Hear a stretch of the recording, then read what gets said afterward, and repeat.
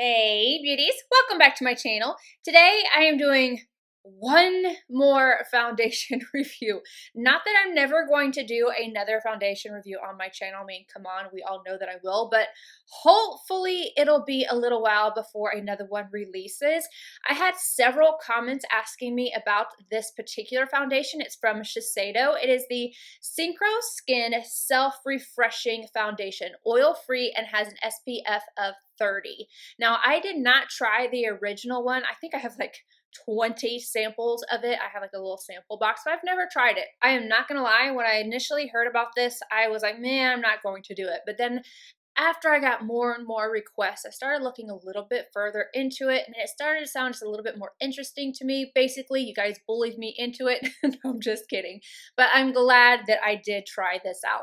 As always with my reviews, I'm going to give you guys the details on the product, then I will demo it, and I'm going to do a wear test, an 11-hour wear test. This is a foundation that I have worn several times, even past this wear test, so I know how I feel about it, and I definitely have a review instead of a first impressions. For the details, this retails for $47. You're getting the standard 1 fluid ounce of product. It comes in a glass bottle, and then the top right here, the pump is a twist. So you can twist it to lock it or unlock it, and then just pump it out. I like that feature. I don't have to worry about a top or anything. And then if I'm traveling with it, I don't have to worry about it coming out either. The description reads that this is a weightless foundation that synchronizes with skin and self-refreshes non-stop for an up to 24-hour just applied look and flawless finish. The coverage is medium, the finish is natural, and it is made for all skin types. And then I want to read the what else you need to know section because I find this interesting. It reads, this is a long-wearing fluid foundation now with an improved formula.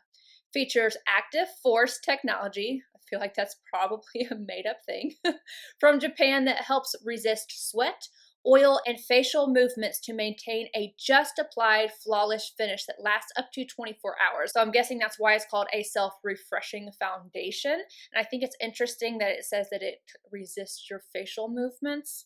We'll see. It also adapts to your skin tone and texture so you find your perfect match. So I'm going to get into that. I initially started off with this shade right here, which is the one that I am wearing in the demo and the one that I am wearing right now. And this is number 220 Linen. This is a balanced tone for light skin, neutral undertone. I started off with this one.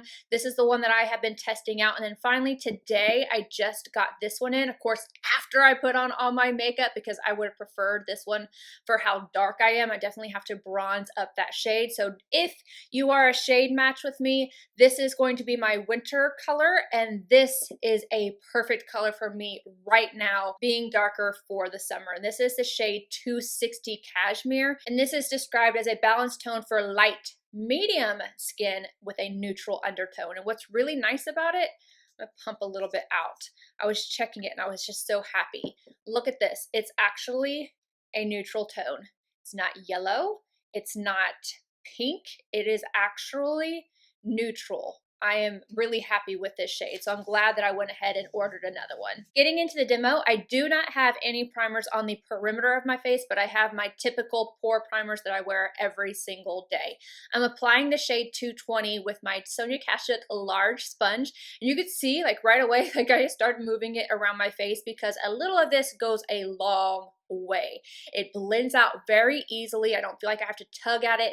I don't feel like it sets up too quickly or anything like that. And one layer of this gives you a nice medium coverage, not a high medium, but like a typical perfect medium coverage. And you can see when this is completely done, I feel like my pores are smoothed out. I feel like my skin just looks really nice. It is a satin finish on me, a natural satin. So it just looks like a perfected natural finish. I really like the texture of this. It doesn't feel heavy. Again, 2 pumps did my entire face and neck because I have to drag it down so that everything is nice and seamless. And then I went ahead and put on the rest of my makeup, and again, everything looks flawless. I feel like this foundation is stunning. I love the way this looks on my skin. Everything is perfected. My pores look amazing. I'm telling you guys, this is one of my favorite foundations for the pores. I think this looks so nice. Everything applied on top of this foundation really, really easily. I had no problems and I don't feel dry anywhere. My only concern at this point was just that the foundation was just a little bit too light, but I was able to adjust that with my bronzer. Moving on to 4 hours, this is still perfected. Everything looks so good. I think I like it even more at this point. My pores still look just absolutely flawless. I have no shine, nothing is wearing. Again, I wouldn't think that it would happen at 4 hours anyway, but I wanted to make sure and do a really good check-in with this video because I am doing more than one camera and lighting situation. So the next one is at 6 hours and I am in my car and I'm going to go ahead and just play that clip. Some people mentioned that they actually liked seeing the iPhone footage, so I am about to leave my house. No, I'm not driving, see? But I wanted to do another check-in for you guys. This is at 6 hours and I will get close. Let's see. And this is in the car, so you guys can see everything. And yeah, now I have to go do some errands and I will be back.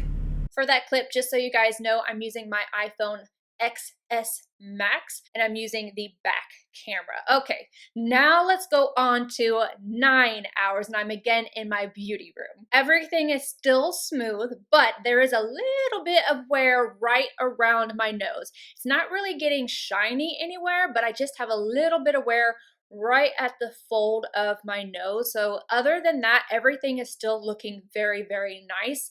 And now jumping to 11 hours and I am back on my phone and I am in my bedroom. All right, you guys, last check-in. This is now 11 hours. I am ready to take this off. Not that it's been bad or anything like that. It's just, I'm really tired. Everything has held up really nicely. I don't feel like I've gotten overly shiny. I've gotten a little bit shiny on my chin, maybe a little bit on my nose, but nothing is broken apart. Let me see if I can get you close. Nothing's broken apart. I do feel like I look just a little bit heavier right around this area, but nothing major. I feel like it's worn pretty well, I would say, for 11 hours. And you guys have gotten a variation of different lighting, different cameras, everything. So while filming that, I accidentally hit the record button, which made it stop. And I didn't even realize that I had done that until the next day when I went back to check the footage. But as I was saying, I did several different variations because I wanted you guys to be able to see natural lighting. Right here, I have a mixture of the two. I have my ring light and my box lights, but then I have a whole lot of natural lighting. I rely on it. That's why I never film at nighttime because I feel like colors, textures, everything is thrown off. I wanted you guys to be able to have several different things to look at with this wear test. So let me know if you like this. If you do, I can definitely keep doing it, but you guys just give me your feedback and I will go with that. Now let me give you guys my thoughts on this foundation. I really like it. I really like this foundation. I feel like I did end up getting a little bit of wear, more so than I liked around my nose, but when I wear a primer like this one right here, this is what I have on today, the By Terry Hydra Primer, that doesn't end up happening to me. I don't end up getting as cakey right around my nose. For my skin type, this foundation doesn't need a primer underneath it. It definitely helps for the folds right here, but everything else I feel like you can do without a primer, or you can use a primer if you needed one. I think that if you were on the drier side, that using a hydrating primer would definitely be beneficial. I don't feel like this is matte or drying at all, but I think that that satin finish could still be a little bit of a problem for anybody who is dry. Now, as far as the self-refreshing claim goes, I don't know. I mean, I don't know if the technology works or not, or if it's just a good foundation because it wore well all day. So I don't know if it's because, oh, it was resisting me smiling and all my facial movements, or if it's just a good foundation formula.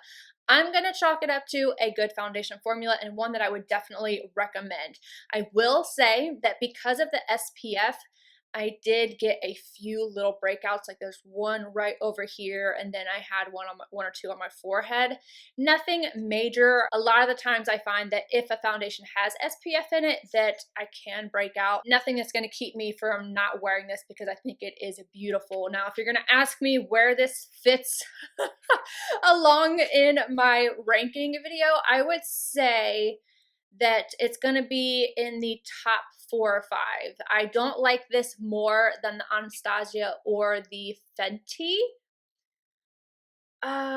Maybe 3rd. I don't know. I do like this one more than the Urban Decay only because I like the satin finish more than a matte finish. So I would say this is 3rd.